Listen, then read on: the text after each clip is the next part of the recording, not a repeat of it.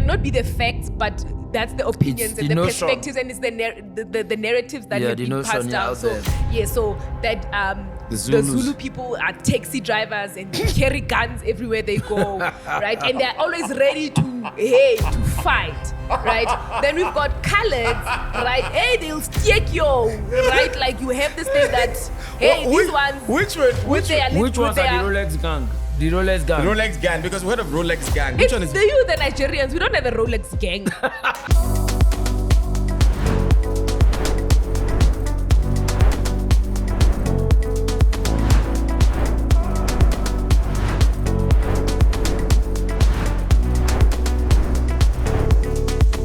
Ibo kwenu bawoni Naija. Welcome, Dumelang. My name is Kefilwe Lekabe, and welcome to the +234 Mzansi Podcast, the show where we say the truth exactly as it is. We want to understand, why are we fighting as Africans? Why are we divided as Africans when we are so powerful if we can get together? We tell the truth as it is. So it might be hard, it might be painful, it might be emotional to you, but if you really want to transform Africa and you want to do more, stay on your seats, because together we are about to change Africa. As we say, let the conversation begin. Let the conversation begin. Sali banane makaya. Aseni South Africa. Johannesburg kwenu. Cape Town kwenu. Durban kwenu. Pretoria kwenu. All right. Welcome to the Reform Mzansi. My name is Nedu. He is Acapella. And of course, you've met the queen of the pack, Kefilwe. We're just going to talk. The rivalry. Is this rivalry between Africa, rivalry between Nigeria and South Africa? Is it real, or is it real, or is it the media that is pushing it? Or are we creating it in our own heads? Because the truth is, no matter how you think there's a rivalry, every Nigerian man wants to come to South Africa. I'll tell you the truth. And every Nigerian man is at home in South Africa. Let me tell you the truth. I have been traveling all around the world. I've been to the US countless of times, the UK, that's second home, Dubai, Ghana, Morocco, name it. But I have never seen a place that I want to leave like South Africa. Because South Africa gives me a mixture of the West and Africa. So why do I need to go out? So here's everything. I think for South Africa, you have the Western infrastructure, yes, and the African lifestyle. Exactly, so it's a mix. So like something that it's just like a typical other Africans going to the West to have a feel of what the Western infrastructure is. But it's already here. It's here in Africa. Yeah. So, and then you go to South Africa, that infrastructure you're going to look for in Spain, in Japan, in Belgium is right in front of you. And then the people beside you are same skin. They are your brothers. Yes. They're like you, right? Yeah. So you feel at home. It's like you're already home. You don't have to feel about being racist. You don't think that you're doing too much. You're just amongst your own people, right? And so I think that's one of the reasons why a lot of Nigerians like South Africa. Nigerians travel a lot. I don't know about South Africans. Nigerians travel a lot.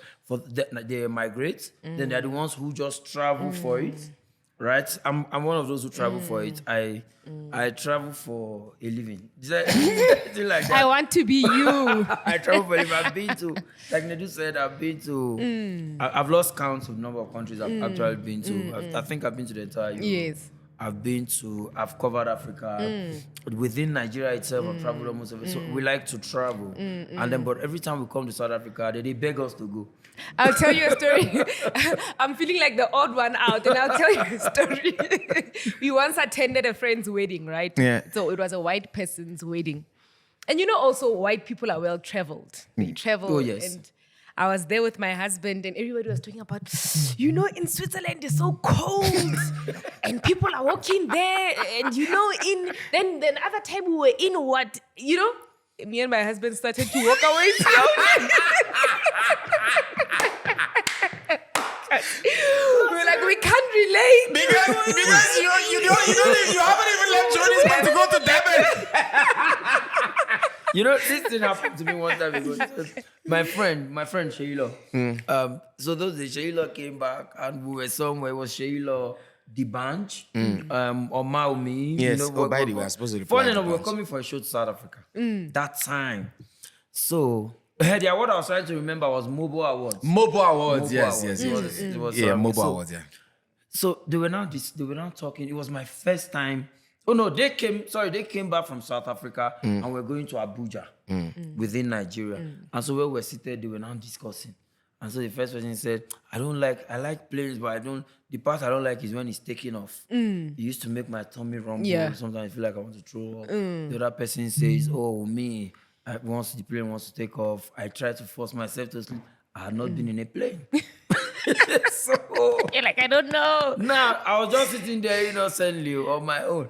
I don't even know what made Sheila through. I'm a boy. Sheila just asked me, Acapella, how the thing they do you? Sorry, I can't relate. I say, no. Did you lie? Acapella has one very funny story. The first time he came to South Africa with a cab man, I can never. When he told me that story, he has. First time I came to South Africa, in Nigeria we drive left. Left on the left. Is on the left. Yes. And then South Africa is on the right. So I think at that time it was 2013 or 14. I can't remember. I think at that time there was high. Danger of car snatching, drivers. It was rumored at the time. Given you want to listen to this story, it's very funny. It was rumored at the time that they will order for for taxi. Yes. And then sometimes they even brutalize the drivers and take away their cars. Yes. So I see why Given has to listen to this one. It was my first time in South Africa. So as soon as the taxi came, the guy helped me with my luggage, going to the booth, and then I was heading towards the driver's side. Mind you, I'm coming from Nigeria. So in Nigeria, that is the passenger side. Yes. Oh my goodness. Do you understand now? You needed to see how this guy jumped at me. Hey, my friend, what do you want to do? You want to see my car?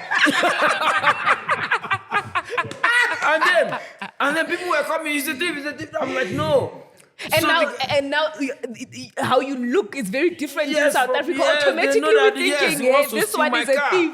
So he wanted to distract me with the bags. Yeah. I said, no, are you not the one going to drive? And then the guy, for a second, so he's the taxi driver, so I'm sure he has witnessed it a lot of time. And then the guy asked me, are you Nigerian? Yeah. I say yes. The guy said, oh. And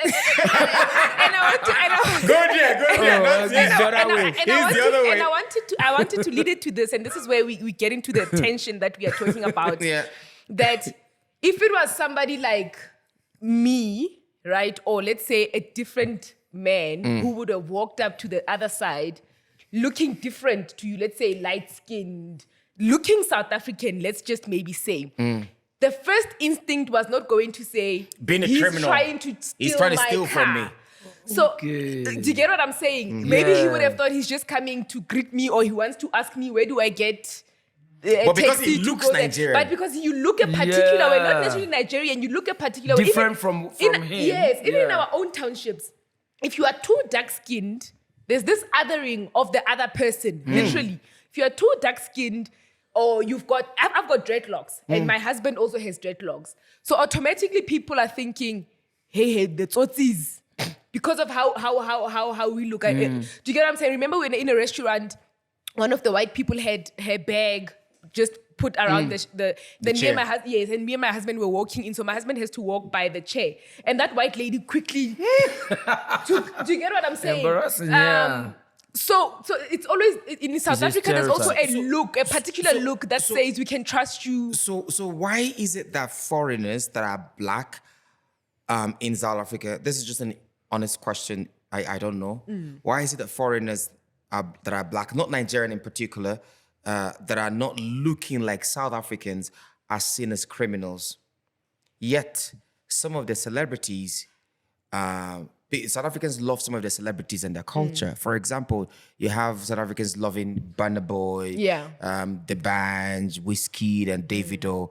Why do you now see some of its people as these maybe like criminals or people of questionable characters, but you embrace their celebrities? It's like that everywhere. It's a status thing. right? And I don't think it's just, even in the corporate space, in the workspace, we treat somebody different based on the hierarchy.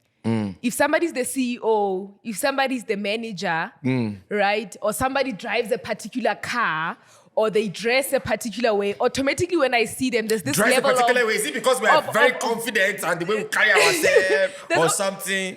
That also plays a big role, and I'll get to it now. So I can come here and I see all of you driving these big, amazing cars, or I go somewhere and I see people, I'll feel like, oh, I need to respect this person because clearly they've got money, clearly, you know, but somebody comes in with just like a crappy car.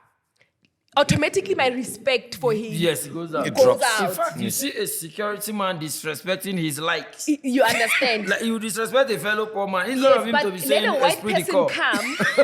I'm telling you, right? There's that shift. So I think even also with celebrities have sort of like, if we say it, they've sort of like earned the rights to be loved by everybody. Because now they coming here and we're already thinking they're fancy. And you see, it goes back to that thing of status. You were then respected because as soon as you found out that you are big. I had that experience. I was crossing in from Canada to America, and then the guy said, "You have been here for 6 weeks. You left. Why are you coming back almost immediately?" I said, "No, I'm flying back from here. I want to see my friend in Canada." And then the guy said, "So, but where were you for 6 weeks?" I said, "I was with my friend, Elenu." And then the guy said, "What does your friend..." You know how they go with the one question list to another. What does a friend do? I told him. How long have you known a friend? I've told him. Then he asked me one very silly question. So, what does my friend do here in the US? I said, "Go and find out." I've told him his name. Google. Now at this point, Google. I was very angry. And then that same thing he's saying, in my head, I'm already saying, is it because I'm black? Yeah. That might have been the same procedure for everybody else. But already I'm triggered. I'm like, is it because I'm... I said, go and find out. I've told you. You are just asking me. I want to... That one, Acapella, is it because I'm black? That's a very famous line that we like to use in South Africa. Oh, really? Is it because, given, and Jay will maybe attest to this, as black people in South Africa, we like to say... Have you ever had to say that? Is it because I'm black? We like saying that in South Africa. Maybe when... Yeah. You know what we say that a lot. Are you doing this to me because I'm black? You know one of the disadvantages of that is that you already considered defeat. When you say, is it because I'm black? You're already saying there's something wrong with who I am. Like, you're already saying to this person you are superior because it's because I'm black. It's just is it because we black people do this? Is it because we black people? Something happened to me. That. Something happened in Dallas. My friend came to pick me in Dallas, and while we were coming down from the stairs, there's this white woman coming with her dog, her little dog. The dog was just on her shoulders. Like, oh no, she was carrying the dog like this. While we were coming down from the stairs, my friend made an attempt to touch the dog. And like just survival instinct, I think she tried to guard her dog. And then my friend fled up and said, "You won't do that to a white person."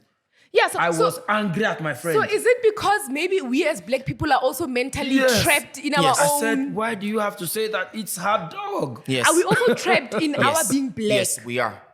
We see being black as inferior. So, and I think that is something we need to start changing as Africans, as Nigerians and South Africans, as Zimbabweans, as Africans in general. We need to start changing that narrative. We need to start intentionally telling ourselves that we are humans. Forget about the skin. Forget about the skin. Even with the skin, what is wrong with the skin? What is wrong with the skin? It is the most powerful skin color that you have. Let us not even say whether it is powerful or not. His skin is a skin. You're a human first. Jay's got a white skin. But Jay is a wonderful human being. He's got a colored skin. He's a colored skin, Jay's got a colored skin. It's not white.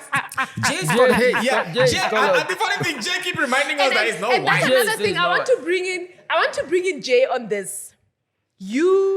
But they need to see Jay to understand what we're saying. So they need to see you to understand what we are saying. He'll pop in. Yes. You are neither black nor white. You are confused. Oh, sorry. Maybe Look, you'll educate me on this one, right? What has been your experiences like in South Africa as somebody who's neither black nor white? When I looked at you, I thought you are white, and you said, "No, I'm not. I'm colored." What's your mix? That's what. Yeah, the mixed stories. I can see you as not white generally in South Africa. based on what we are saying. Growing up in South Africa, being a colored guy, we feel invisible because the country operates in either black or white. The country operates in either this end or that end. And the middle spectrum, which is the colored people, which is the mixed people, are not seen in any sphere, political, social. And so for a guy like me to stand out, I have to make a hell of a lot of noise and be very good at what I do. And this is actually such a funny trick. So I own a production company. And because of how things work in South Africa, depends on who the client is, that's who we're talking to. If the client is in government and it's black, then I tap Yule. And I say, Yule, you make the call. Go forward. Show your face. Oh, so the client is white. Okay, Duan, because you're white, please, can you speak to the client? Or if I could just make a telephone call, I'll talk. They have no idea where I come from. And then we get the work. But if they see my face... So you're not here, you're not there, you're the missing middle. I am invisible. But it's okay, sometimes it's sweet in the middle, so it's fine. So lucky you, if you can follow wherever you want. We are like straight, But exactly, that's a very... Because I can tell you, I always forget that we have colors in South Africa. So I'm being honest, and it shows the invisibility that you are talking about. For us black people, we think you are white. Yes. For us black people, So we who think are the people that determines that you're white. not white and you're not black? In fact, It was determined a long time ago. I'm sorry. You know why I agree with him? I was in Spain one time, and then in front of me I can see 5 white people, and then the girl said, I was talking to the lady and said, "Oh, I'm with my boyfriend." And then you wanted I'm like, to toast which her? one? Then she said, the fair one. Yes. What do you mean the fair one? They're all white. She said, I mean the white guy. So in front of me are 5 white guys. What do you mean the white guy? She said, no, I mean the only white guy. And I nearly ran mad. So it was that day I realized that even amongst them, that there's colored people and then there's the white guy. So she demonstrated, she explained who the white guy was for me. Even though at that I still couldn't see the difference. But anyways. So I agree with Jay. No, I mean, I totally agree with you, Jay. And I wanted to go back to what Jay said earlier about who controls the narrative and all that. And then Jay said it was the government. Now, the question also and how it relates to the South Africans and Nigerians and the citizens of other countries. What's worse for South Africans? Is it Nigerian presence or government failure? Yeah, do you think that the reaction from South Africa is it Nigerian successful presence and or the their government failure? Or the government failure? It's government failure, I would say. Why do you think it's a government failure? Yeah, because we need to... Look, the laws that were put in place, remember we have the history with Nigeria and with South Africa. Remember we did mention that Nigeria really did help South Africa during apartheid. When they were, right? And at that time, obviously, Nigeria felt that they were the powerhouse because they were assisting us, right? But then when we then got out of the apartheid era, South Africa didn't really reciprocate that energy back to the Nigerians. And then that political tension started to roar, right? And then certain laws, obviously, were put into place where now, when Nigerians would then come to South Africa and they weren't protected in South Africa when the xenophobic attacks started happening, right? The Nigerian government felt that the South African government is not doing enough to protect its people when it's coming into South Africa. But then remember when you were under the colonial, under apartheid, I mean, we were there for you. So you're not doing the same courtesy to our people in your country. And then politically, the tension started. And then the narrative changed. Oh, Nigerians... Then you sort of like also wanted to fight back. So that's like the root cause of the problem. That's the root cause of the problem. But I'm not disputing the fact that because in the mind of Nigerians, I'll tell you the truth. Nigerians think that once you enter South Africa, if you don't have a bulletproof, like I see South Africans don't even carry guns. No, not South. Given your tribe carries. Oh, they carry guns. You carry gun like souvenir. Anyway, so given you have a gun. No, but let me say You something. don't have a gun. When I landed, Given doesn't have a when gun. I landed at the I'll airport, break that what I'm saying when I about landed that. at the airport. But you said Given's tribe carry guns. What does that mean? His tribe is not him now. No, not him. Let me explain what I'm saying before it sounds very weird and then you'll make your point. So remember, and I wanted to ask this also, in South Africa, we have tribes, different tribes, right? So Given is Zulu. Yeah, Given is Zulu. Right? I'm Tswana. Right, and then there's Sotos, like Sotos, then there's Xhosas, and then there's Vendas, and it's just the mixture. So somehow in South Africa, this separation, we know what each tribe is popular by. For, yeah. Okay. So like it's not. It might not be the facts, but that's the opinions It's and the the notion. perspectives, and it's the narratives that have the been notion passed down. out So there. yeah, so that the Zulus. Zulu people are taxi drivers and they carry guns everywhere they go, right? And they're always ready to fight, right? Then we've got coloureds, right? Hey, they'll stick you, right? Like you have this thing that these ones. Which one? with their Which with ones are their- the Rolex gang? The Rolex gang. Rolex gang, because we heard of Rolex gang. Which It's one is the Nigerians. We don't have a Rolex gang. What is the Rolex gang that we hear it's not steal Nigerians. Rolex? It's Nigerians are the Rolex Nigerians. gang. You come here with your Gucci's and your... No, the guys that steal the steals Rolex. not the ones that Not buys the ones them, that buy it. The one that them. steal the Rolex. Because Because at we the hear mall, this. they were saying, don't when you are going to the mall, don't wear Oh your yeah, Rolex, I mean they tell you, don't you have your follow Rolex, anywhere. keep it at home. No. $50,000, everybody $8,000, steals. so don't wear it. There Because- isn't a tribe that's particularly saying that So they which steal. tribe? But yo, I'm trying not to sound some type of way. The truth hurts. Hold on. There's this tribe that the women when they want to like write. When they what? They know how to remember when they are. When They they know how to what? remember when they are. Like esprit de corps. You know? Oh, correct, sir. When they want to go, they'll now wear only here will now be. Okay, yeah, this one I will see on social media that there are women sometimes half naked. They say it's a culture. But you see how you guys see it. You sexualize it. We don't. No, I'm not. So- I'm not so right here- sexualizing It's it, tradition. though. Right here is tradition. It's tradition. Yeah, and but it's out there- respected. Those women are respected. Right there, Yeah. In Zulu women. that tradition. It's Zulu women, right? But why did they do that? It's a tradition. It's a tradition. They met it like that. I'm not sure there's anything given. It's a tradition. So if given if, to if, the situation in now. Ghana we don't do it, but so it's to show that this woman is still clean. Virgin. What they call it. I don't subscribe to virgin, clean, whatever. It's not my cup of tea. But the reality is, those women are still respected and regarded as clean. They are ready to get married.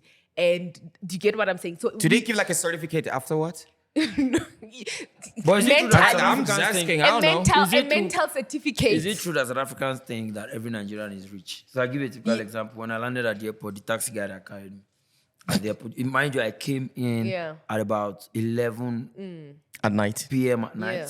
It was just me and this guy on a lonely road. I don't have an idea of where my last stop is. And then the guy that's driving is asking you, so are you rich as well? You can imagine how frightening that was. Oh. Like, why are you asking me? It's because of the not traveling. It's because of if you've never traveled, you've never seen other parts of Nigeria, for example. The only Nigeria, we see two parts to Nigeria. Either the extreme Gucci, you have Rolexes, you are popping money and bottles, and the ladies are dancing there with bottles, or the extreme poor. Oh, and it's not me. I thought I wanted to say on me, but that extreme poor. The extreme poor. It's not me. I'll tell you, like, when I went to Ethiopia and I came back, people were saying, so is it they've got big tummies and they're very skinny, they're all hungry, and there's In Ethiopia, right? That's the stories that they thought They of people think, that yeah. are in because they haven't been there. And I was like, no, it's normal, just like us. But do you think South Africans react, with all due respect to all South Africans, I love South Africans. In fact, this is my second home anyway, by the way. So do you think South Africans react the way they do to foreigners because they don't travel? Yes. You think so? Yes. Knowledge is limited. Yes, exposure. To Exposure. See. Yes. You guys are well traveled. I'm not. I've just only been outside once. But What? the shift in my mind when I came back, Just once. just once, I was like, I would love to see the entire Africa. No, so you have to come to Nigeria and No, of course she's going to Nigeria. Yes. There cannot be double shifts. Yes. But by the end of the year, it's have like multiple shifts. You understand? So there was a powerful shift in just that If I'm going to alone. ask you, you Jay and Given, what is the percentage in 100? What is the percentage of South Africans that don't travel? You. 110. You. Oh, sorry. 110. 85. Yeah. Oh, Yeah. Yo, 85. 85% don't travel. True. Americans don't travel. They don't Americans do anything. don't, yeah. It's not they don't do anything. They don't travel. They don't do I anything. totally agree yeah. with you, Jay. I totally agree with you. Yeah. Yeah. Because They've never I mean, left their state, not even America. I met a have 50-year-old friend. woman I have a friend. You say you met a 50-year-old woman in Dallas who told me. I was about to say in Dallas as well. Yes, I met a 50-year-old woman in Dallas, and then she said, "Where are you going?" I said, "I was going to Chicago." She said, "But you just came. You just came."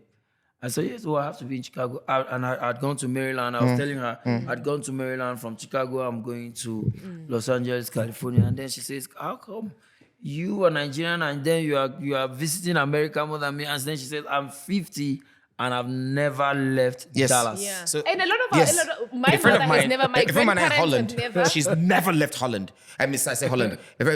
Last time I was in Maryland not too long, and I was like, okay, what's up? We started talking because I was in Dallas, and then we met in Dallas, and I was going back to Maryland, DMV, and then she was like, she would love to come to Maryland. I'm like, okay, sure. Do you have passport? So like, she has ID card, but she's never been there before. I'm like, so where have you been to in America? I said, nowhere. You've never left Dallas. You see a 50-year-old She's never. person in America saying, "I don't have a passport." Yes. No, they Even don't with even know why they didn't have an international our passport. grandparents, our parents, that's the reality. My grandparents have never traveled. My mother has never traveled. And this speaks to this statistic. I wanted to Google it. It says, obviously there's no exact stats, but it says that a big proportion of the population has limited international travel experience. Many South Africans, due to financial constraints, prefer domestic travel. So we are our Cape Towns, KZN, Durban, just around here, right? So only about 79% of South Africans have traveled domestically. Domestically, Only not about even out. 21% have done international. Oh, Travel. That's So close. you were- your numbers You're correct. Your numbers were We're correct. close. And now I want us to come to this question. I want you to educate us. This says financial constraints. And I would agree to it. You have traveled. How did you start traveling? Where did you get the money from? What prompted the first travel? Before I answer that question, I also think that maybe it's me. I don't know. I stand to be corrected. I think South Africans have everything here that you're looking for. Okay. So why do you travel? I mean, that's what I think. Okay. Because you've got everything. The thing that you're going to look for in the US, you have the infrastructure. Yes. You've got pretty much everything working here. So why should I We travel? are the Europe of Africa. You have basically. Europe about of what you Africa. have. That's what I think. Europeans travel a lot. Yes. In the West, outside Americans, Europeans actually travel a lot, and then they've got the infrastructure. Like for me, traveling was not because I want to go and see high-rise building. I want to see tall buildings. I love traveling. Like if you go on my profile, you see where I wrote it, travel junkie. Yeah. I like to witness culture. I like to with different culture. But how did it start? Like were you 19 years old? Started Where so where my was your first trip? travel How was it outside funded? Nigeria was, I was in my mid-20s, and we had something in Switzerland. And so there was a comedy festival in Switzerland, a global comedy festival. And so they were bringing comedians from all parts of the world. They brought comedians from France, from, you know what I mean, Japan, everywhere. And so they took, at the time, God bless Basketball, it was Basketball, you know, one of the biggest comedians from Africa. He was a guy who they reached out to in Nigeria. And at the time, I was the youngest kid on the block. And so he said, okay, no, we need comedians who are original, who can represent Nigeria at that global stage. I'm telling you, my first international travel. And so we're like 5 of us that was on that trip. And we went to Switzerland. It was paid for. 200%. So do you think if it was not paid for, Maybe I wouldn't have gone on that trip. and it wouldn't have prompted the next I would one still and the next travel. one? I will. Because I was willing to. I would have But done you were gonna wait with my until money. you've got good money. Yes. Because Travel. traveling costs money. Yes, my yeah. one now, which is also what I'm going to say, is easier when you are in an industry that enables you to travel around. Yes. But when you're not, it makes it a bit harder. When you're working for the government, and not government, working You are in civil office service, you're in space, office, sort civil of. service and all that. It makes it harder. It makes you you get your salary. How long are you going to save money for Yes. tickets, and then you get your visa, and then you travel. What are you traveling for? You've got children, you've got bills that you need to be you've got paying. bills for. So it's Nedu is correct. travel is rare for people like that. But if I'm being honest, if I'm being very honest, if 90% of my travel is totally catered for. It's catered for. So like You the Because of first my job. So I like Yes. that we are actually unpacking Yes, because that. of my job, Yes. right? Yes, there might be a portion, of South Africans that don't travel, not but because there's they a wouldn't reason. like Yes. to, No, but Yes. but Nigerians, because of the but limitations. Nigerians if we love to compare traveling. Our Nigerians traveling in Nigeria travel. is running away. Yeah, no, but I see So Nigerians. that's not I called love Nigerians. traveling then, because No, traveling is when you go- I don't when agree you go with when Nedu. you're going to There are a lot to of the- no. There are Nigerians Some, not all, emigrate actually. a lot, but some. there are a lot. I can tell you because I travel a lot. I can tell you for free there are tons and tons of Nigerians who do not run away. They just travel for travel. Just for the fun That's of it, yeah, why I agree. traveling business. Oh, as a is business is big in Nigeria. So Now, there's a huge difference between traveling for I'm exploring the world And migrating. running away. Now, Migrating let me- is different. let me give you an Yeah. So there are a example. lot of Nigerians My first who just travel. Travel business in Nigeria is as big. So, but in South as- Africa, those Nigerians who come here because of business, we don't attack them. We don't see them as our rivalries. We only see those that have migrated, that came here out of desperation. Those are the ones that we have tension with. Now, let me tell you, maybe, nobody has yes, tension with me. because Look at nobody me has now, tension sweet with boy. us. Now, Look the at first, me now, the sweet fir- boy. The Look first at time me that I now. traveled, the first time that I was supposed to travel, I can't remember when I got my passport, international passport. The first time that I was supposed to travel, it was, shout out to him, Julius Agu.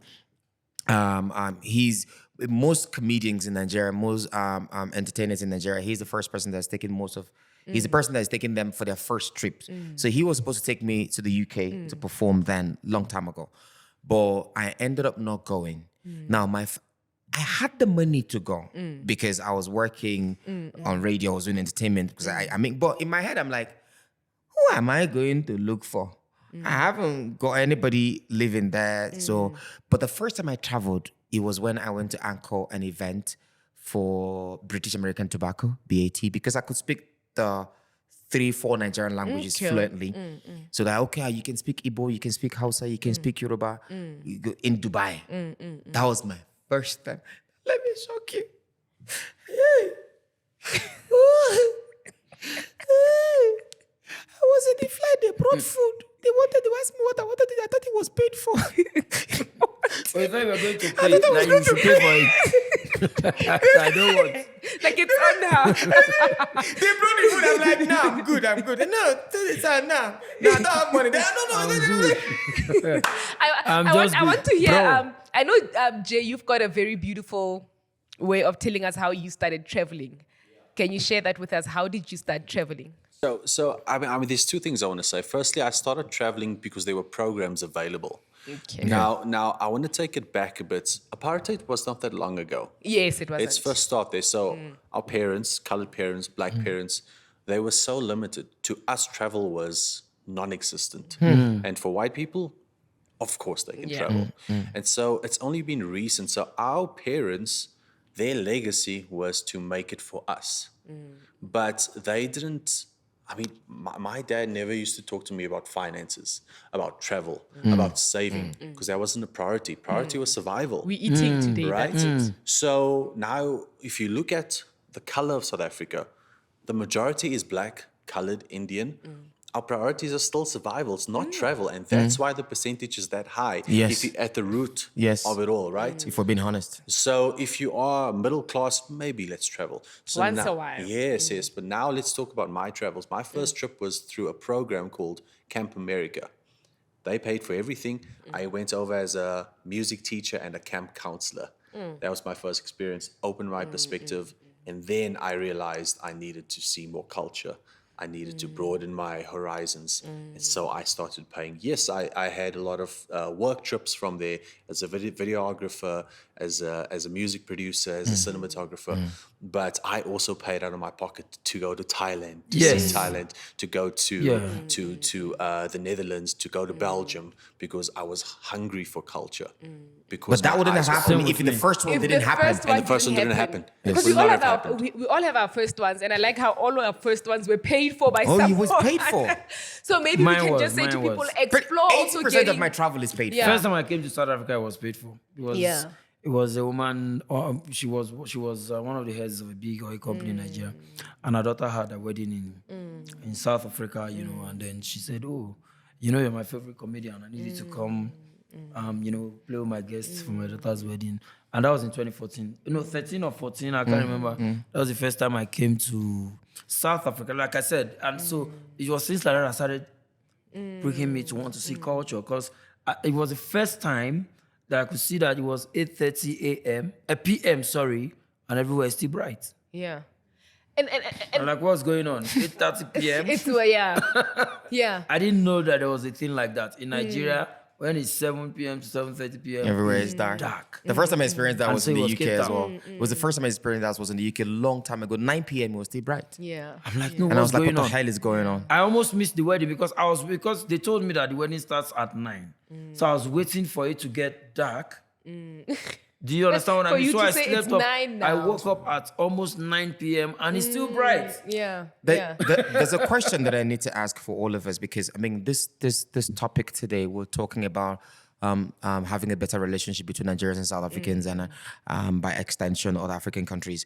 Do you think, or rather do we think, that schools in both countries, Nigeria and South Africa and other African countries, should teach more African unity history? Would you think it will help? Yes. We need to have that in our curriculum.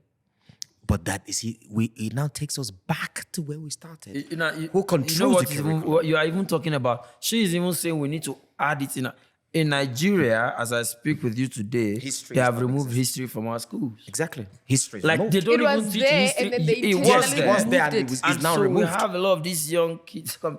They don't even know where we're coming from. They don't know Now I anything. see even the one of where we are coming from. Our kids today in South Africa who are still very 1 year, 2 years, 3 years, 5 years, they don't know how to speak their mother tongue, their mother language. You say to them, hello, unjani, I can't hear you. And then the mother feels it's funky. And then the mother feels like it's nice. Like, oh my because, God, like, my girl can speak like they English. don't, they don't want like, to watch, you know, they don't want to, I tried to speak to them back.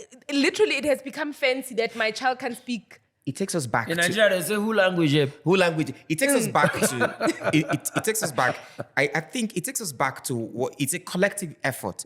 Now, these children growing up, when you feel they are disturbing you, what do? You take your phone and you give them Coco Melon. You give them I'm Grace's tired. Go and Corner. play. Go and play. Yeah. There's no local content that they can consume because I mean nobody creates it. No, this one is true. No local content they can This consume. one is true. And that's pretty much where they learn how to speak English. I bet you, if you are a mother, turn on the TV. Is it Ashley's? Just turn on the TV and play Coco Melon. The beginning, pring, pring, pring. Coco Melon. Their attention. There was is drawn. research. And then there's one that says, "Hi, babies." One auntie, one Do lady. you know that there was research that was done on these cartoons that said that Coco Melon is equivalent to what cocaine does to the brain of an adult? Yes. Literally psychological Yes. research I saw that it. came out that said I saw that research. Really? Every baby just put. Isn't that first sound? It's cocaine to the brain. Coco Melon. They're just glued. My son is 2 now, going to 2. You put Coco Melon, he's Everything there. stops. Yes. He doesn't know what's going on. And they allow them to eat while they are watching the cartoons. Yes. Like the child being present is And then you think as a parent that, oh, at least I have me time. No. You're killing the child. As an African, you think, oh, I have me time to do other things. There's Can no you talk African about how- heritage. What is the foundation that you're giving to that child? Because that child is now going to understand. And guess what? They relate. They okay. From watching Coco Melon, when the light is out, they start disturbing you. Oh, the light is out. Take my phone. yes. And then from watching Coco Melon, the child swipes to something else. There's no African heritage. Let's talk. No African heritage. I want us to talk about And they start learning how to these talk. cartoons. If you pay attention to these cartoons, they are these cartoons. I would have loved to see African Narratives, cartoons. Like, It's give me Bantu a that will do black that. story Cocomelon I get what you mean. style yeah. of. We don't. Yes, with the Barbie dolls and the toys, we've started seeing them bringing in black Barbies, with natural hair, beautiful. The same with these cartoons. I know there's a lot of education companies in South Africa that are black owned that are moving towards that. They're doing very brilliant. And one guy in Nigeria, Ajebo. Oh yes, Ajabo he is does doing- something They with- curated something these like that. animations that are black and it's cartoons he's that doing are that as paying. So I would have loved to see more of those and more of those that are speaking our languages, right? If you look at also Peppa Pig. Peppa Pig teaches kids disrespect. Yes! It's Yes! so intense. I was like, if I had spoken to my mother like that, You the be in other coma. day, and I see where these kids are getting this from because my niece did it to me. The other day, Peppa Pig was playing with the father and the small one is saying to the father, so they were supposed to go underneath some playground thingy and the father was struggling to go down and the little Peppa says, Daddy, your stomach is too big. Heavens. Heavens. In our days, you'll be in coma by now. You'll be in coma in 2 by now. seconds. You understand? So and you start and these children start taking that language and then bringing it into the house. My niece was telling me the other day, your skin is so dry. You must wash your hair, auntie. Do you get what I'm saying? And I'm like, a 3-year-old, where does that? So they're just copying and Things, yeah, pasting they what they're copy and hearing. paste So what they're also what hearing. these cartoons And they as tell you, parents. shut up. I'm not going to do it. Shut up. Yes, I'm they're like, shut are you up. mad? And they're slamming the door and Yes. they see it all from these. And my daughter, when she's like, I'm not going to do it. I'm not gonna do it. I'm not going to do it. Peppa Pig's teachings. Do you know it's so crazy that parents pay so much in Nigeria? They can pay as much as 3 to 5 million just so that their child can sound American. That's 300,000 rands. Can sound. But Yes. can sound American. People pay as much as 500,000 I rands don't in know about Nigeria South for their Africa. children to sound American. I don't know South Africa, but just Is like it because you said, we are told that? just like you said, South Africa has different tribes. Like Yeah. you mentioned. They do. Yeah. In Nigeria, There's a diction I can't school. count the number of tribes we have in Nigeria. Of course, Yeah, looking at there's the a lot, population. yeah. In Nigeria, another Nigerian will laugh at you for sounding your tribe. Exactly. Do you understand what I'm saying? You speak English, you're an Igbo man, and then there's some sort of your own Accent. accents from your tribe. Your fellow Nigerian will laugh at you and say you are sounding Igbotic. You're sounding Igbotic. How in No, the they heavens will am I laugh supposed at to us sound? because you mispronounced an English word. But you know the funny thing? I'm telling you what happens in Nigeria. Yeah. They say, why is he sounding Igbotic? A girl will tell you, I can never date that guy because of the way he speaks. When he cannot talks, he speak sounds English. Igbotic. Is it because we've been told English is a measure of intelligence? Exactly. That when you speak a particular way, you get more career opportunities. White people will accept you more. Exactly. But then why is it then we are still taking?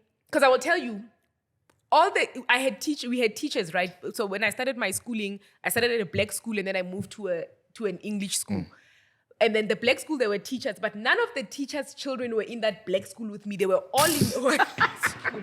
So now you ask yourself, why are their kids at another school and not With the the school that merry-go-round. they are Need to teaching? start- It's just like having African leaders putting their kids in school. And most of them, their abroad. kids are not in their You are the country. minister of education in your own country, but your child is schooling in the UK. Schooling in the Make UK. it make sense. I think we need to start, as Africans, in rounding up, as Africans, we need to start loving ourselves. You can't love another person if you don't love yourself. No, if you but- don't sorry. appreciate who you are. You said it- Indians, sorry, an Indian will look at you, what are you doing? Are you I tell okay? you, You are doing you good? okay? I'm Papi? fine.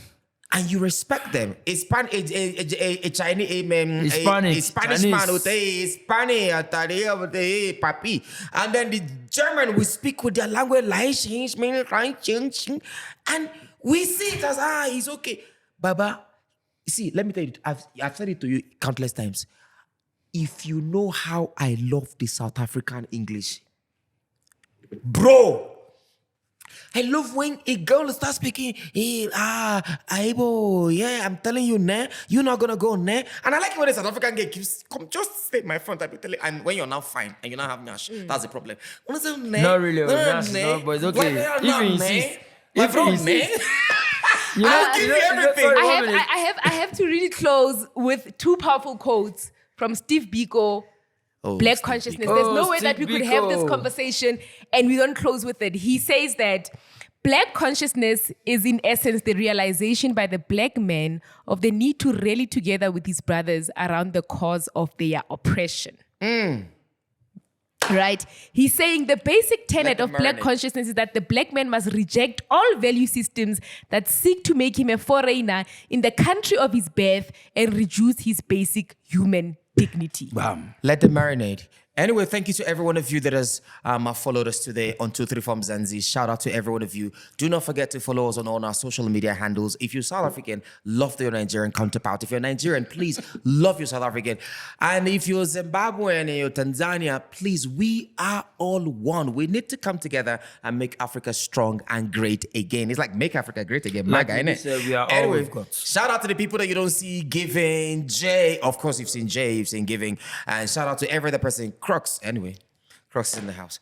From all of us, me, the Queen, the Royal Highness, in Igbo, where want to hail her in Igbo? Acapella, support me. I need a name for Asampete. 60 feet container on the high sea. Follow come charger. Achalugo. Bye-bye. Bye-bye.